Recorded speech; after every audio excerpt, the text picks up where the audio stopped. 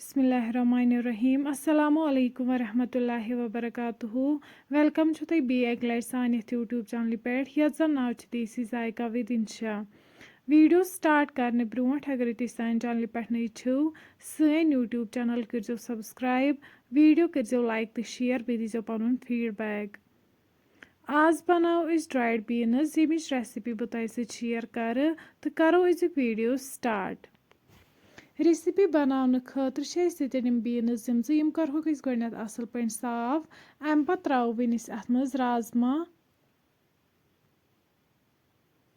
One throw अत मज गर्म आब दिमो लग भग अड़िस घंटस रेस्ट अड़ गंट बाद निमो वन सतन प्रेशर कुकर अत मज त्रो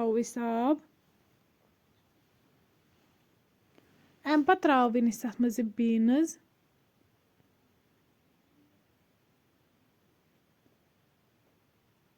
बी त्रोवन अत मज रुहन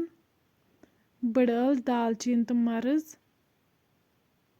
बी त्रोवन अत मज नून चमचे 2 तो लेदर चमचे 1 यम सारी इंग्रेडिएंट्स करहोक वन असल पे मिक्स युथु यम असल पे मिक्स करो अम पत करो वन सतन लिड बंद दिमहो 2 to 3 विसल यीस कालस यम सॉफ्ट गछन 3 विसल बाद यपन निमो वन बान अत मज त्रो तेल तेल युथु गरम गछ अत मज त्रो जीर चमचे 1 बी त्रो गंड गंड वन तीस कालस फ्राई करुन यीस कालस न अमिक कलर चेंज गछ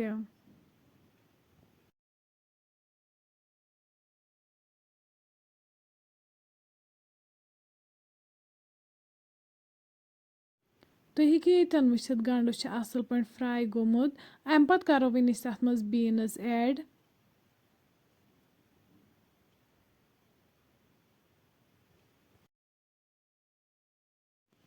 बीन्स वन तीस कालस फ्राई करने यीस कालस न तेल वापस दियन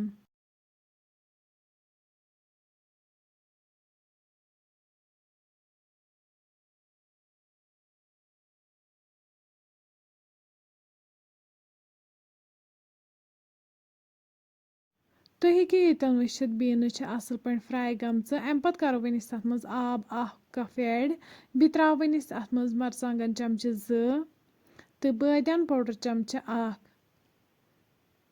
यम करो सतन असल पे मिक्स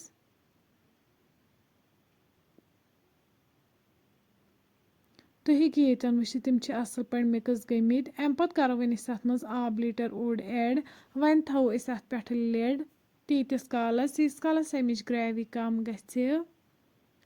20 मिनट बाद तुम हेकि यन वुचित सन रेसिपी बिल्कुल तैयार अम पत करो वन गर्मा गर्म सर्व बत सत फ्रेंड्स अगर तुम सोन अजुक वीडियो पसंद आमुत सन यूट्यूब चैनल करो सब्सक्राइब वीडियो करो लाइक तो शेयर बे दीजो पन फीडबैक अल्लाह हाफिज।